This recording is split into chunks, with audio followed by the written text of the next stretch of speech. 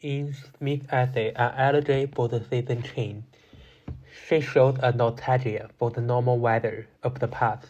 She writes, "It reminds us of what came before.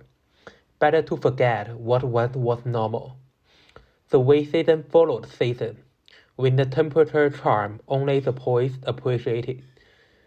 The past spring in Shakespeare's poem would have been when daisies pied and violet blew, and the ladies' smocks all silver white, and cuckoo buzz of yellow hue. But some of the conditions we face now explain why we may not experience the beauty of a normal season." Smith says, "The weather has changed.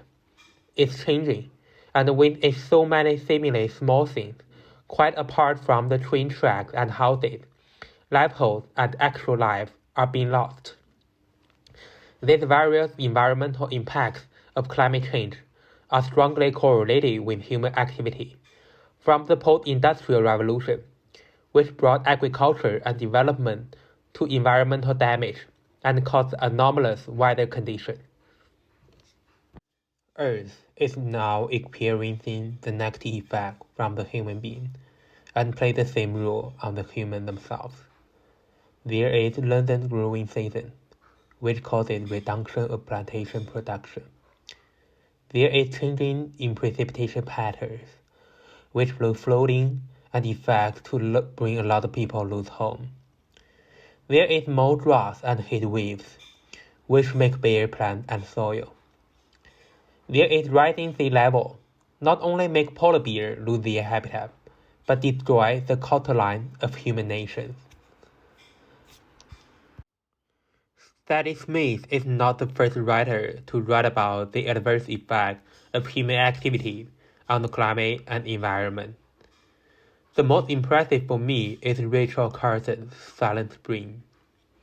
The beginning of the book shows a beautiful picture of a small town where all life seems to live in harmony with its surroundings, and the blooming flower and the singing bird in the air. However, the chemical pesticide became death knell of all the beautiful things. Silent Spring presents a nature landscape that has been destroyed by the synthetic pesticides, especially DDT. Carson believes that when these pesticides enter the biosphere, they not only kill bugs, but also enter along the food chain. They threaten bird and fish populations, and eventually possibly make the children sick.